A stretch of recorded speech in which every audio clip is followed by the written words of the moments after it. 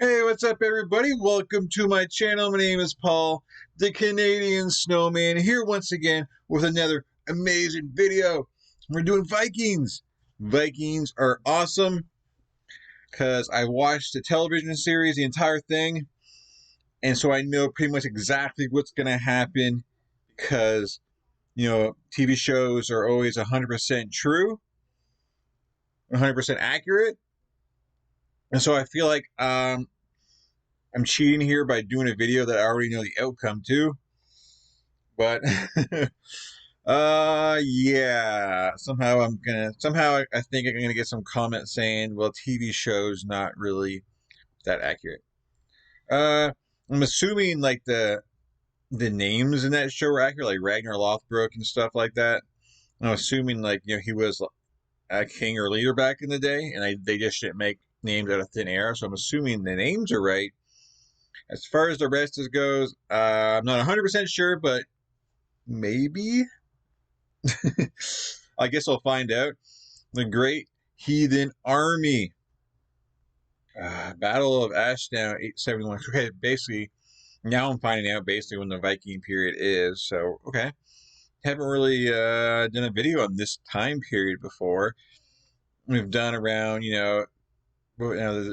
just, BCs, like kind of like 50, 40 BC area. We've done like year 1000 and so on, but this is not this time period, so this will definitely be different.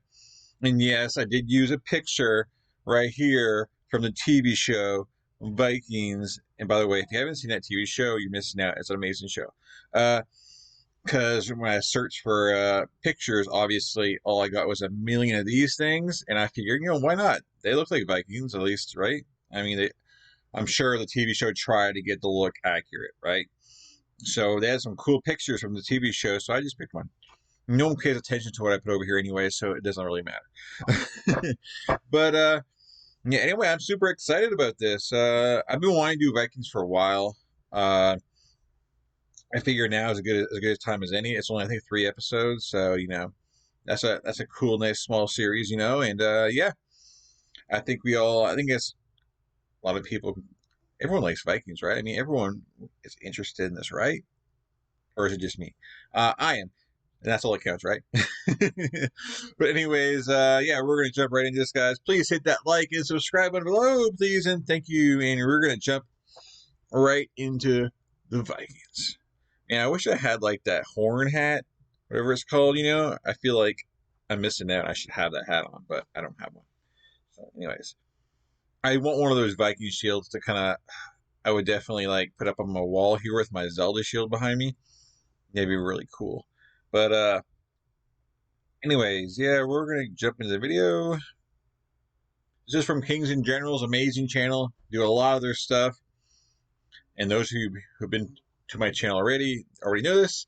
But just for new people, I do Kings and Generals. They have great content, so definitely check them out. But further ado, 3, 2, 1, bam. The Viking Age was relatively short, but it left a distinctive mark on history. Really? The warriors, raiders, pirates, seafarers, and traders. I thought the Viking Age was, say short.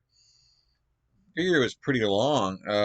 But I guess, short, I guess, how many years are we talking about? Because, short to them, like, a long time to me is 100 years. Like, about 100 years is a long time for me. I mean, short, when I think of short, I mean, like 20 years or something. I don't know. I guess we'll find out. On history. The warriors, raiders, pirates, seafarers, and traders from Scandinavia influenced the fate of more regions than any other culture before the Age of Discovery, and no other land more so than the British Isles. In this series, we will talk about the Viking invasions of Britain, and we are going to start with the invasion of the Great Heathen Army. The Romans had pulled out of... Oops. They said before, like, Discovery. Isn't it true that, like, the Vikings are the first ones to discover North America? Isn't that right? I mean, kind of going across, there's like Iceland and Greenland, and then Canada. So right, they're the first ones to find North America because I heard they were, and forget which video it was, but yeah. Anyways, back to the show. The Romans had pulled out of Britain by the 5th century and left in their wake a patchwork of Brittonic and Romano-Brittonic kingdoms. It didn't take long for warlike peoples on the peripheries to move in and take advantage of this. The Picts attacked from beyond Hadrian's Wall. Irish warriors moved in from the west, but most importantly, Angles, Saxons, Jutes and Frisians moved from mainland Europe onto the east of the island. These incoming warrior cultures had replaced the Romano-Britons and Britons on the eastern portion of the island by the end of the 7th century, and formed 7 distinct kingdoms: Wessex, Mercia, Northumbria, East Anglia, Kent, Sussex and Essex. Eventually, these kingdoms all converted to Christianity, yet became no less warlike, continuing to fight amongst themselves and with their native neighbours. Meanwhile, another warlike culture had been developing over the centuries across the North Sea in Scandinavia. It was there in the frosted fjord lands of Norway and the islands and archipelagos of Denmark that peoples related to the Anglo-Saxons had lived since the last ice age. They were still pagan, and above all else, they placed importance on military power and seafaring prowess. A combination of popular pressure, Frankish aggression from the south, and a revolution in shipbuilding techniques gradually forced these people to look outwards from Scandinavia towards the end of the 8th century. Cool. Soon, the dragon heads of their longships were first sighted off the shore of Britain. These opportunistic Scandinavians would eventually become known as Vikings, a word which described their profession as pirates, not their ethnicity. To the horror of the Christian writers of the time, who were almost exclusively monks. Yeah, so they're basically, I think of, I guess, like land pirates. When I think of pirates, I think of maybe, people who kind of like take over someone's ship and steal the goods on their ship kind of thing. Now they say pirates, I guess, yeah, just, they're there, they're raiding the lands. They're not taking ships. They're just kind of making a stop at wherever they land at. Take as much, make as much goods as they can. I guess they load their ships up and take off, pretty much, right? But wow, that's really cool. Anyways, I'm excited. By the way, I love the graphics that they're using. I think that's really cool. I guess obviously from another game, I'm sure. To the horror of the Christian writers of the time, who were almost exclusively monks, the Vikings focused on attacking Christian holy sites, which tended to yield the best monetary rewards. All over the north of Britain and Ireland, great riches were plundered and carried off.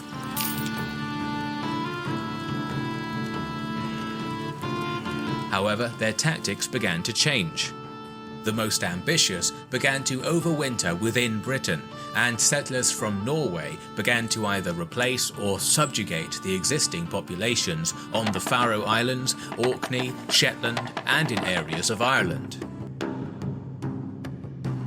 Mercia gradually lost its dominance during the early 9th century, and was replaced by Wessex under its king Egbert, a shrewd leader who had been educated across the Channel in...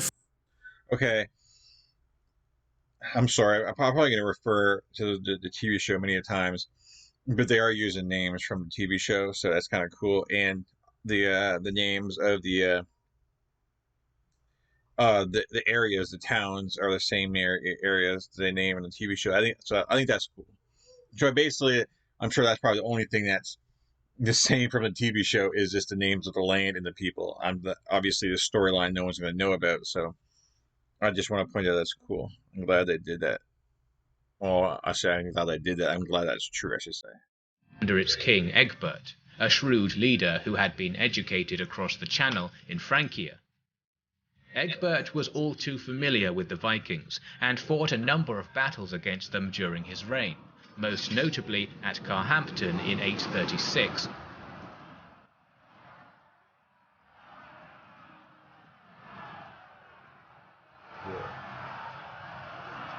He conquered the minor kingdoms of Essex, Sussex and Kent during his reign, firmly establishing his kingdom as the most powerful. In 865, Ethelred became the King of Wessex. It was during that year that a vast armada of longships appeared off the coast of East Anglia to make landfall near Thetford.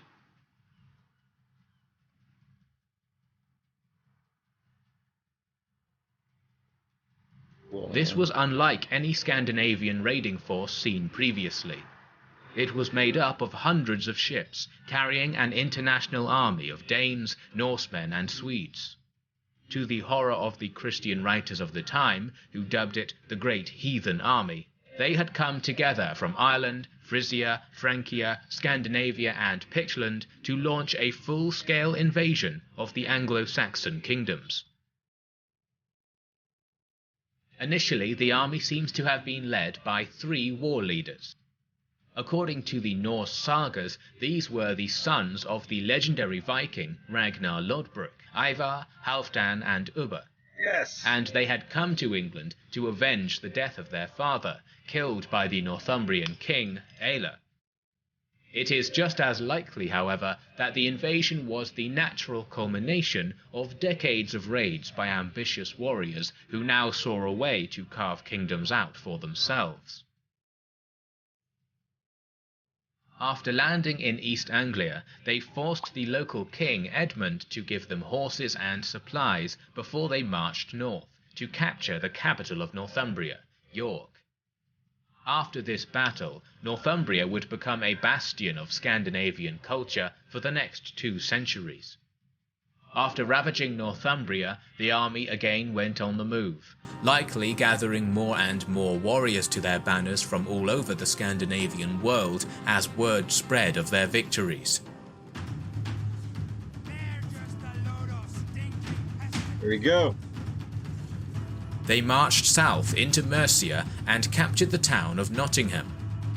Mercian king Burgred called for support, and Wessex answered the call. Yet no fighting took place, as Ivar and his men remained inside the walls of Nottingham. Eventually Burgred paid them to leave, and the Mercian and West Saxon armies, mostly made up of farmers, disbanded to plough their fields. Happy to take Mercian coin for now, the Vikings moved back to York for the winter, considerably richer. The sons of Lodbrok kept their word to Burgred, heading back to East Anglia in the new year, where they stamped out the kingdom entirely and turned its king Edmund into a martyr. East Anglia would suffer the same fate as Northumbria, becoming a foothold for the Danes for the next 2 centuries.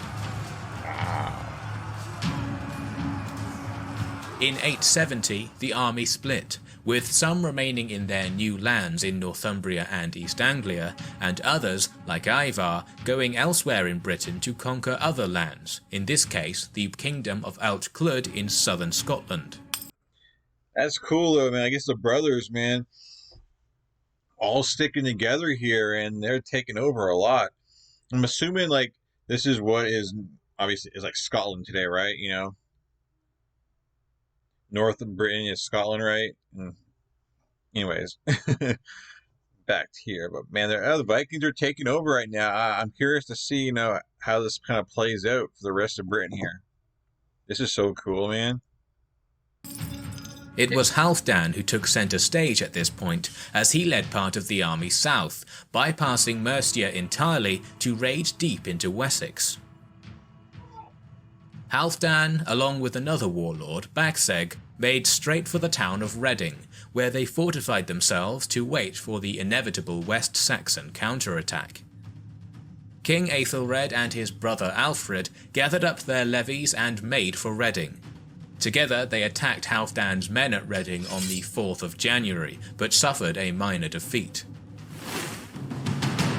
The West Saxons regrouped over the next few days, and again took to the field on the 8th, at a place called Ashdown, somewhere in Berkshire. It was there, in the mist and gloom of a midwinter's morning, that the most decisive battle yet of the war was fought. Aethelred divided his army into 2, positioning the halves on either side of a ridgeway, with himself in command of one side and his younger brother Alfred commanding the other. As the Danes approached, they also split their army, with Halfdan commanding one side and Bagseg the other.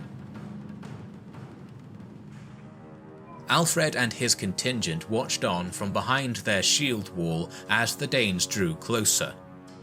Meanwhile, Aethelred had apparently decided that he had to pray before the battle and refused to advance until his prayer service was complete. What? Seeing that the Danish movement would cost him the advantage of the higher ground, Alfred decided to charge up the hill without the support of the second contingent and headed straight into the heart of the Danish lines. Apparently not realizing that Alfred's men only represented half of the West Saxon army, the second force of the Danes also moved against them. The battle turned into an hours-long, brutal hand-to-hand slog of shield wall on shield wall. Hours long. So you're telling me that Aethelred's prayer took hours, and he had to have known that Alfred was out there fighting. Wow. But apparently, as what I see now, it looks like it's going to pay off, because these guys probably have no clue that another army is about to flank them here. So, after heavy fighting and significant losses on both sides, Aethelred's force, whose approach was obscured in mist, finally engaged, surprising the Danes and turning the battle in favour of the West Saxons. Wow. Bagseg was killed in the fighting, and Halfdan called for his remaining men to fall back, leaving the West Saxons victorious. After 6 long years of defeat, an Anglo-Saxon army had finally emerged victorious against the great Heathen army. Ashdown was by no means a decisive victory, and it was certainly a costly one, though the hard fighting may have made Halfdan more cautious about his future plans for Wessex. Yeah, I bet. To the fortune of Halfdan and his remaining warriors, who had fallen back to Reading, reinforcements arrived to join them. This great summer army of fresh warriors, led by a sea king named Guthrum, would become integral over the next 7 long years of war. Aethelred and Alfred, now known as the Boar of Ashdown, continued to fight the Danes over the coming months. By April, however, Aethelred was dead, possibly as a result of wounds suffered in battle, and Alfred replaced him as king. Halfdan had had enough of Wessex by this point and accepted a large sum of money from Alfred as payment to leave. He would head north to become the king in Northumbria, whereas Guthrum went east to take control of the Vikings of East Anglia. Alfred had saved his kingdom for now, but he and all of his subjects knew the Vikings would return. Oh, that's awesome, dudes. So basically, there's 3 kings right now in Britain. You got the 2 Viking kings, and then you have Alfred. Not Alfred. Yeah, Alfred, the other king. And he's got to be the one to hold them off, or else the Vikings are just going to take over. So I'm assuming we're going to have, they're going to gather their strength together, and then the Vikings are going to attack again, unless Alfred takes the initiative and fights back. But this is really cool. I'm definitely excited because they're using names from the TV show, which I like a lot. But obviously the names don't match up with some stuff, so that just tells me right there, don't go by any kind of battles or anything from the show. The names in the land are the only thing that make any sense. The only things that kind of match up here. So that's cool. So everything is a surprise from here. So that I think that's really neat. But yeah, definitely cool stuff, man. Kind of curious to see how this pans out. They said that near fought, right, 200 years or something like that. I think that's a long time. They said the Viking Age was a short period, but I guess that would be a short period when you compare to like medieval times and Roman times, that kind of stuff. That is, I guess, when you're thinking about time periods in history, it's not that long. But I think a couple hundred years is pretty cool, pretty decent sized chunk of time. But anyways, guys, please hit that like and subscribe button below. Hope you guys enjoyed this video. I think it's really cool. I hope you guys think it's really cool. Let me know in the comments below what you guys think. And I'm sure some of you guys will correct me on some stuff or maybe correct the video. I have no idea. But anyways, guys, always a pleasure. And yeah, I'm definitely excited. This is only episode 1. Got a couple more to go. But yeah, like, subscribe, and I'll catch you guys in future videos. You guys have an amazing day, amazing night, or whatever it is. And peace. Thank you guys very much.